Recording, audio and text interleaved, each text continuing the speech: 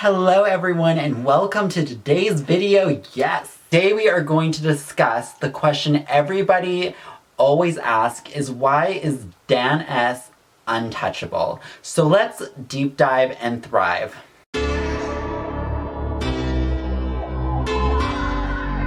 Today I want to discuss and tell you guys about why Dan S is always untouchable for the things he does. So first I'm gonna let you guys know who DS is. If you don't already, DS is an American children's television producer, writer, actor. He first started acting in the 1980s sitcom Head of the Class, and then he ventured off to work for Nickelodeon with shows like iCarly, Victorious, Drake and Josh, Zoey 101, The Amanda Show, and more. For the longest time, it has been speculated that Dan S is no angel. He has been accused of verbal abuse by his former colleagues like Arthur Gradstein and Liz Feldman. As well, some of his former child stars have spoken up and has given some insight and hinting at some of the abuse that happened on set, such as Jeanette McCurdy and Angelique Bates. He has also been accused of being the father of Jamie Lynn Spears' daughter, Maddie, and getting Amanda Bynes pregnant and forcing an abortion. He also has allegedly hosted pool parties, like no-shoe pool parties, where kids would audition and meet him, and just to meet him to be on one of his shows and to see if they could make the cut pretty much. And we have a thread on that, not in this video, but I will detail pool parties in an upcoming video to come, as well as creating an environment that separates child from parent. He also is notorious for having kids do bizarre stuff with feet in his shows. Like, it's a weird obsession that keeps on recurring. So with all this speculation going on, it's like, why is Dan S always so untouchable? Why hasn't he been held accountable while all his colleagues around him seem to be held accountable, but he doesn't seem to be held accountable?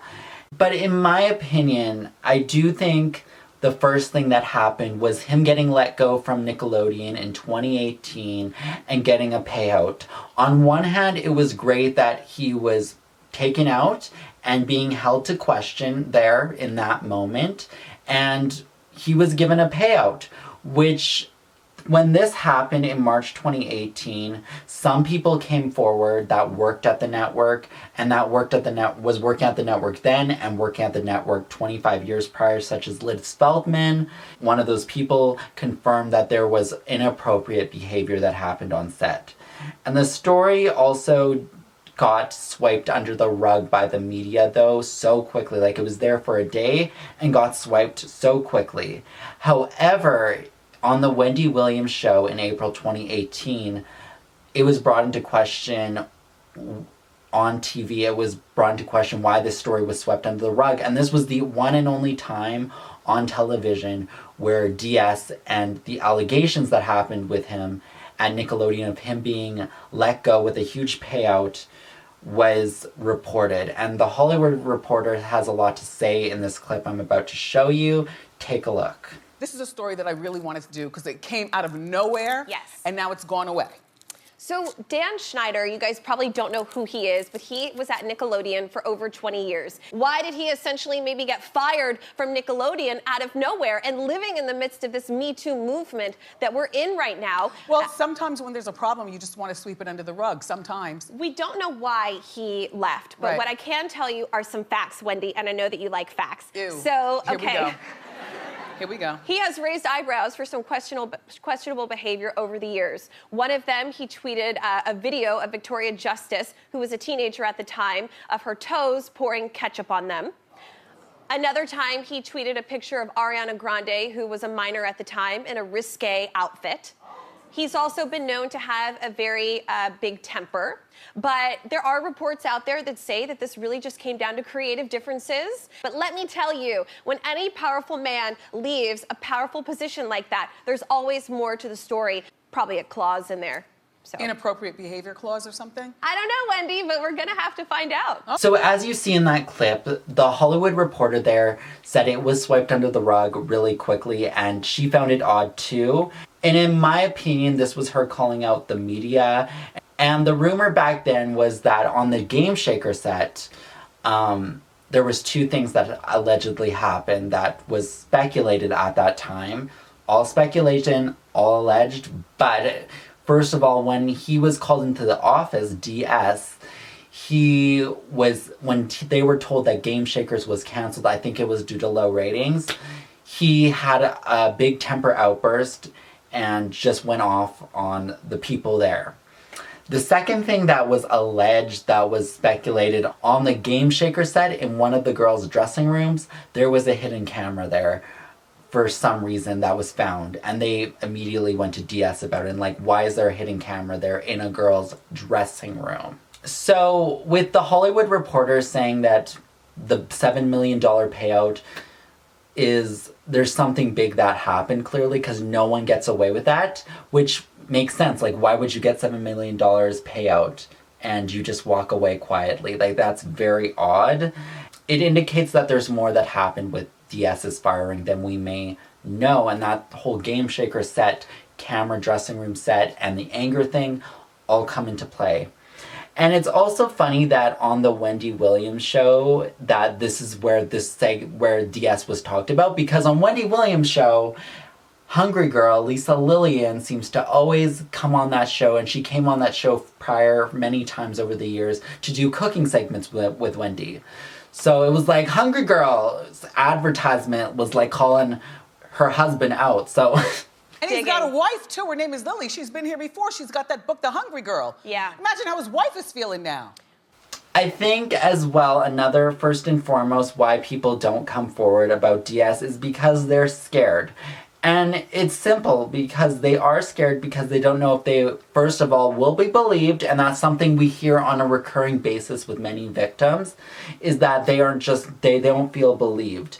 And they get made out to be looked like they are crazy. Like, look at what happened with Amanda Bynes when she called out her father for assault. They are also going up against Hollywood elites and people at Viacom with lots of money. The people behind the scenes have more money than the people on the scene. You know, if you know what I mean. Because they are the ones making the money. Actors don't make the most money. Unless you are a super up here actor, you will make money, but if you're down here, you're most likely going to be poor, working job to job, just like any other person. Especially like co-stars like Alexa Nikolas and Angelique Bates, who always had to do job to job. Like Angelique Bates, after all that, had to go work at the Bay and in the mall type of setting after she was on all that. So going up against these people could like ruin your own life and your own pocketbook for the rest of your life. I mean, Christy Stratton, who worked on the Amanda Show, said that DS, after she got fired by him, was going after her pocketbook, even going on eBay, her eBay, and messing around with her eBay and buying her stuff and then returning them so she could never make money whatsoever.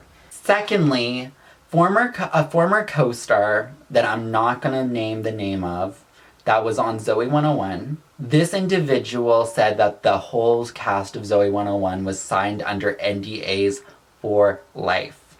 And I'm not going to say who it is, but this is what the information I was told of the truth of it all. They can never speak about the situation that happened on the show with them.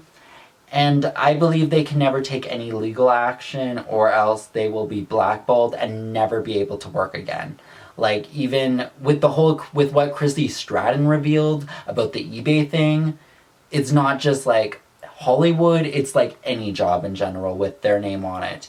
And it may explain why certain co-stars seem to be defensive of certain stars and certain people on the show itself. Alexa Nikolas did say a lot about her story, about what happened on set with DS, and his people breaking the law by telling her mom that she was going to go to hair and makeup when really she was going to go to Jamie Lynn's trailer. But according to the law and like working with a minor, you are told the behind the scene people's responsibility legally is to be honest, to tell the parental figures the truth and the real story of where their child is going to. when they're taking them elsewhere on set. There was also, at one point in Alexa's stream as well, there was indication of a dressing room incident which she did not want to talk about, and I'm guessing that applies with the NDA. And they also apply not just on the show, but after the show for a lifetime, pretty much. A source who actually allegedly works for Nickelodeon has said in private that all the stars on DS's shows, and I guess in Nickelodeon in general, recently in 2019 had to re-sign NDAs that go for a lifetime, and they had to redo it all in 2019. And I'm guessing that happened because of the Alexa thing that happened. Thirdly, the media, and I'm told as well that the police station orchestrates the narrative of how people are viewed and like how stars are viewed. An amazing lawyer, That Surprise Witness, and she does some amazing work, and you should go check out her videos as well. That when Britney was sent to the hospital in 2008, it was an orchestrated thing done by the media and the police, completely staged to make Britney look like she was crazy. And they were paid off, and her family knew exactly what was happening, because why is she already immediately into a sea ship right after that incident with Lou M. Taylor and those people? So the police in California are paid off, allegedly, and they will not interfere as long as they get their money, pretty much. And that's why conservatorship abuse is still happening as we speak, not just with Britney, but also Amanda Bynes, and so many more that we may not know of either. So the question is, will DS ever be held accountable? And in my opinion, I don't know what the future holds. Truthfully, none of us does. There's always no guarantees with these types of situations if I'm gonna be realistic. However, back in fall 2017, when YouTubers and people online started really talking about this situation and having real conversations about this, you know, outside of Reddit, outside of just text on text, and really just going through this stuff, it was only a few months later, in March 2019, when DS got finally fired from the network, which was shocking and it happened so soon. And getting him off a child's network was a step in the right direction. And I know he's coming back with new work, and I don't know if it's been picked up or whatnot, but I think if the money stops coming in, then all of his defenses will start dropping, truthfully.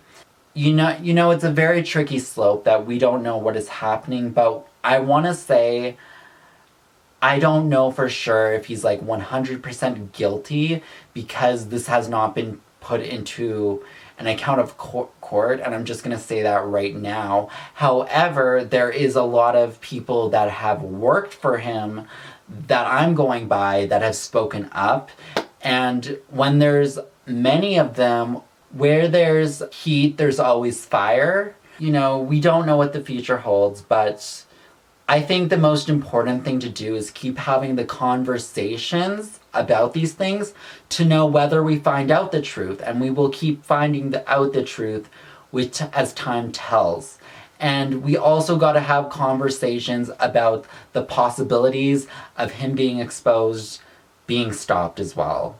And being exposed doesn't mean like, oh, you're going to jail, but being exposed and setting the truth free and seeing the truth for what it is, whether you're innocent or guilty, is what I want to see here. And I think if he's really innocent, then as we keep talking about these things, we will see how it transpires. So anyways, that is all I wanted to say for today's video. I hope it was quite informative for you guys today. If you guys have any video suggestions, let me know in the comments below, and I hope you guys all have a wonderful day. Bye!